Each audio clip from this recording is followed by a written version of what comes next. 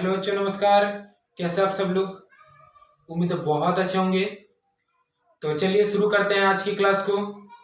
आज हम लोग पढ़ने वाले हैं फिजिक्स, जो कि बहुत मजा आएगा आप लोगों को पढ़ने में। तो चलिए दोस्तों, वीडियो को शुरू करते हैं।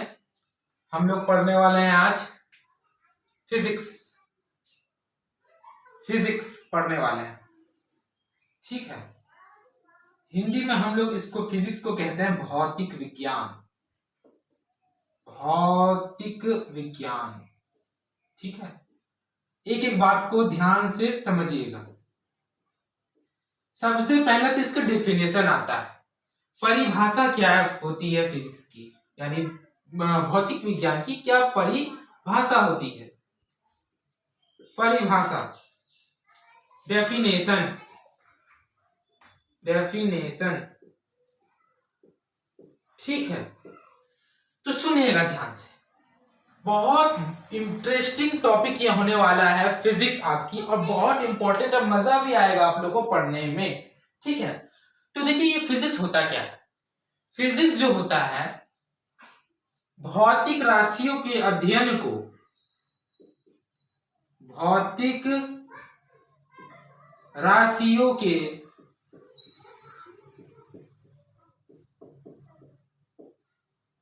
अध्ययन को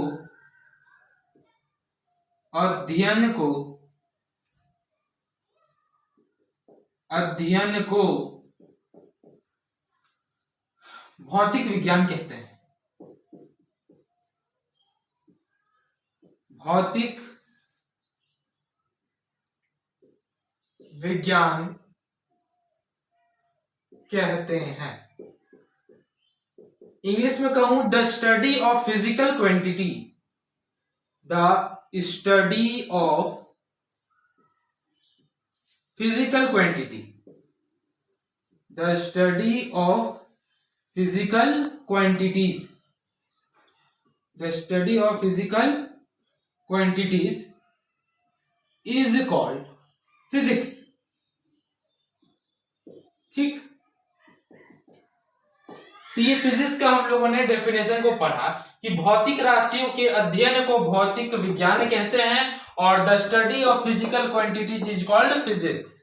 भौतिक राशि का अर्थ होता है फिजिकल क्वांटिटीज, इंग्लिश में हम लोग इसको फिजिकल क्वांटिटीज कहते हैं। अब भाई, ये फिजिकल क्वांटिटीज क्या है, वो सारी की सारी बातें हम लोग करेंगे। उसको करने से पहले हम लोग एक बात और जानना आपको जरूरी है कि फादर ऑफ फिजिक्स किसे कहते हैं। फादर ऑफ फिजिक्स किसे कहा जाता है। फिजिक्स पढ़ रहे हैं तो ये आपको पता होना चाहिए कि फादर ऑफ फिजिक्स किसे कहा जाता है। किसे कहा जाता है। तो ये फादर ऑफ फिजिक्स आप सभी को पता है कि सर आइजैक न्यूटन को कहा जाता है। सर आइजैक न्यूटन को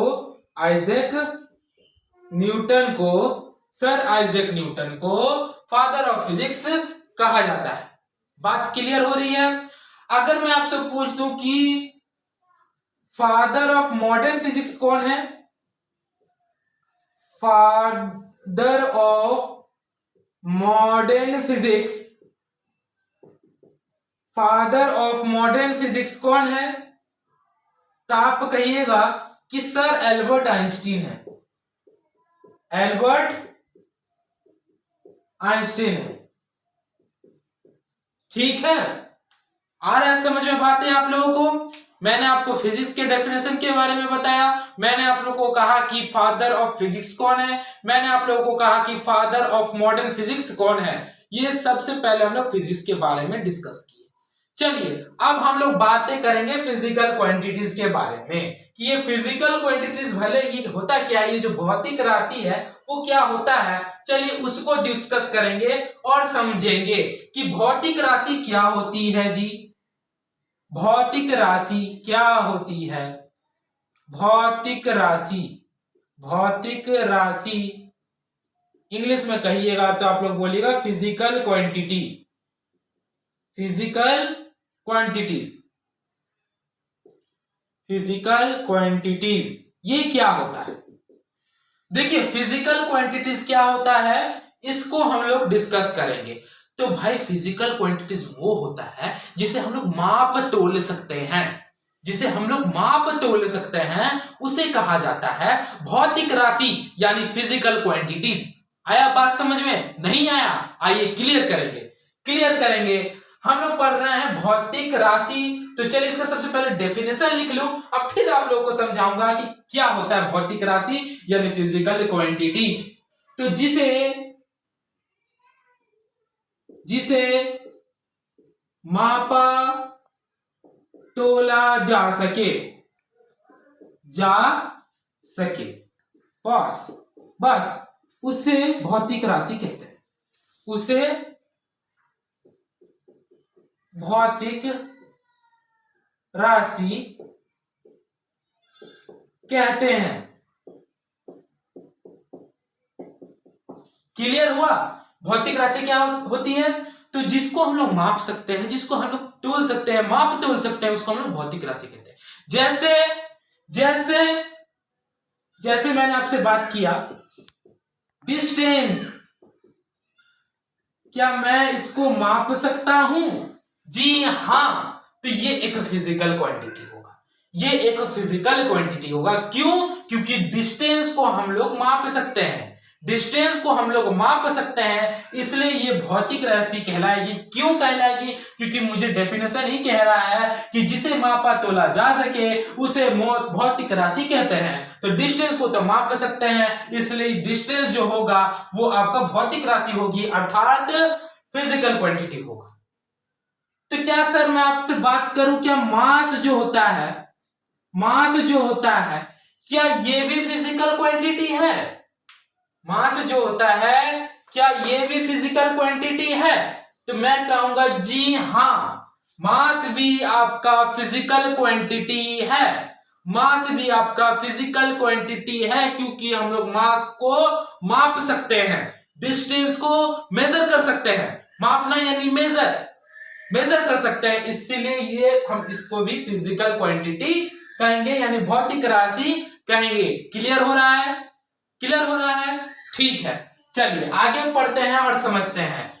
तो हम लोगों ने ये फिजिकल क्वांटिटी के बारे में डिस्कस किया।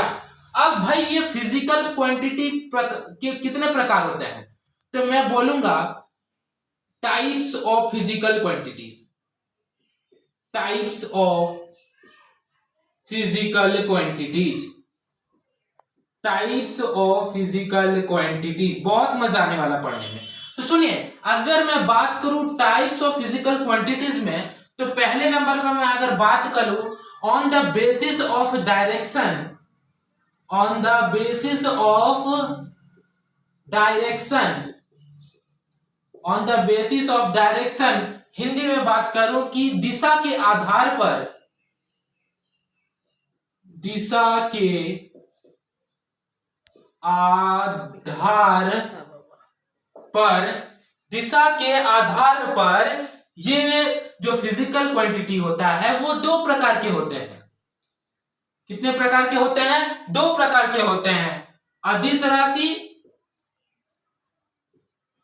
अदिश राशि दैट मीन्स आपका स्केलर क्वांटिटी,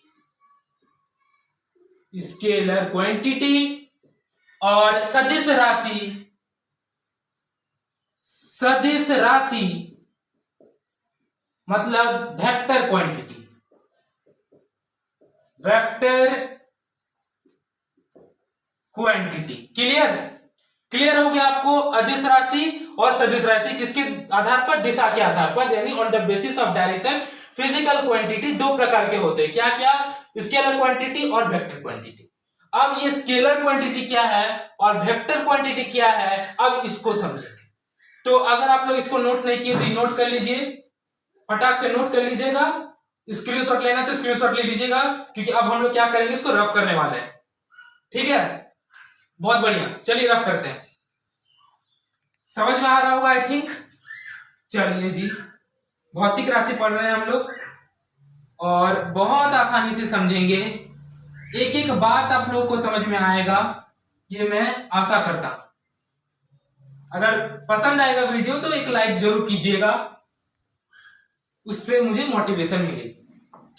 ठीक है, तो मैंने बात किया कि on the basis of direction यानी दिशा के आधार पर जो फिजिकल क्वांटिटी होता है, दैट मीन्स जो आपकी भौतिक राशि होती है वो दो प्रकार की होती है। क्या क्या? अदिश राशि, सदिश राशि। इंग्लिश में कहिएगा स्केलर क्वांटिटी, वेक्टर क्वांटिटी। बात क्लियर है? चलिए अब बात हम लोग करते हैं कि अदिश राशि क्या होता है। टॉपिक देता हूं मैं, अदिश राशि। अदिश राशि, अदिश राशि that means scalar quantity, scalar quantity ये क्या होता है? ठीक है, आइए समझिए। तो द इंग्लिश में अगर मैं बात करूं, the physical quantity, the physical quantity, the physical quantity in which, या आप ऐसे कीजिए, the physical quantity which have only magnitude, which have only magnitude but not direction, then it is called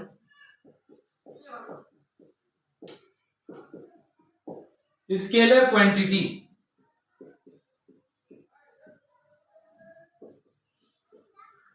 ठीक है, देखिए ये जो स्केलर क्वांटिटी होता क्या है, आइए समझिए। The physical quantity which have only magnitude but not direction, then it is called scalar quantity.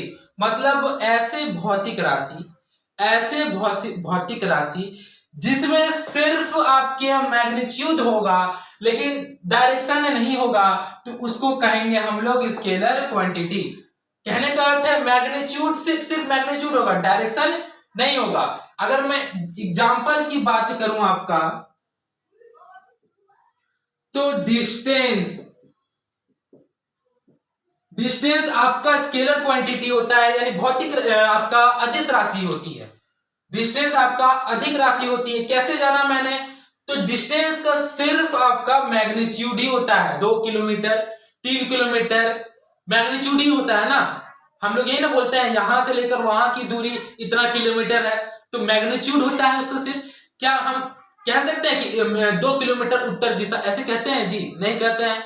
तो डिस्टेंस का आपका डायरेक्शन नहीं होता है, डिस्टेंस का डायरेक्शन नहीं होता है, डिस्टेंस का दिशा नहीं होती है। इसीलिए जो डिस्टेंस आएगा वो अदिश राशि में आएगा, दैट मींस स्केलर क्वांटिटी में आएगा। बात क्लियर है? अच्छा, एक और एग्जांपल लूं अगर मैं, चलिए एक और एग्जांपल लेता हूं मैं। क्या ले लूं? चलिए मास, मास ले लिया। और ये मास का भी हम लोग, आपको सभी को पता है कि मास भी मैग्नीट्यूड ही होता है। मास का कोई डायरेक्शन होता है क्या? मास का कोई डायरेक्शन नहीं होता है। हम लोग कहते हैं ना इतना किलो मास, कहते हैं ना 22 किलो मास बोलते हैं ना। तो मास का कोई आपका दिशा यानी डायरेक्शन नहीं होती है। बात क्लियर है? ठीक है, तो आपको आई थिंक समझ में आया होगा। आगे अगर मैं बात करूं तो स्पीड ले लीजिए आप, स्पीड ले लो, चाल, हिंदी में कहेंगे तो चाल। तो स्पीड भी आपका स्केलर क्वांटिटी होता है, इसका कोई डायरेक्शन नहीं होता, सिर्फ और सिर्फ मैग्नीट्यूड होता है। इलेक्ट्रिक करंट ले लीजिए, इलेक्ट्रिक करंट ले लीजिए, विद्युत धारा, इलेक्ट्रिक करंट, ये भी आपका स्केलर क्वांटिटी होगा। और भी बहुत सारे होंगे, और भी बहुत सारे होंगे जिसमें सिर्फ मैग्नीट्यूड होगा, जिसमें सिर्फ मैग्नीट्यूड होगा वो स्केलर क्वांटिटी कहलाएगा। डायरेक्शन लेकिन नहीं होगा, डायरेक्शन नहीं होगा तो वो अदिश राशि कहलाएगा। बात क्लियर होती है? तो अब आते हैं सदिश राशि के ऊपर डिस्कस करेंगे और आज की क्लास को हम लोग क्या करेंगे? समाप्त करेंगे। ठीक है, एक फिजिकल क्वांटिटी में on the basis of direction में एक और टॉपिक है। यहां पर मैंने आपको कहा था कि जो आपका फिजिकल क्वांटिटी होता है on the basis of direction दो प्रकार के होते हैं, अदिश राशि और सदिश राशि, यानी scalar quantity and vector quantity. अभी अभी हम लोगों ने स्केलर क्वांटिटी को डिस्कस किया और बहुत अच्छे तरीके से हम लोगों ने समझा। अब हम लोग क्या करेंगे, सदिश राशि के ऊपर में डिस्कस करेंगे, यानी वेक्टर क्वांटिटी के ऊपर में डिस्कस करेंगे। आइए समझेंगे कि जो सदिश राशि होती है, जो सदिश राशि होती है दैट मीन्स वेक्टर क्वांटिटी, वो क्या होता है। सदिश राशि that means vector quantity.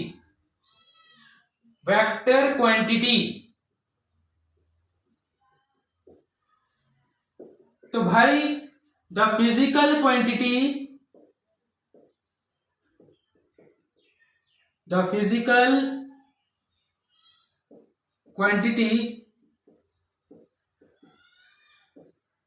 which have both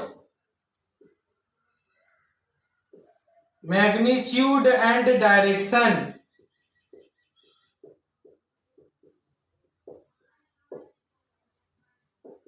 then it is called vector quantity।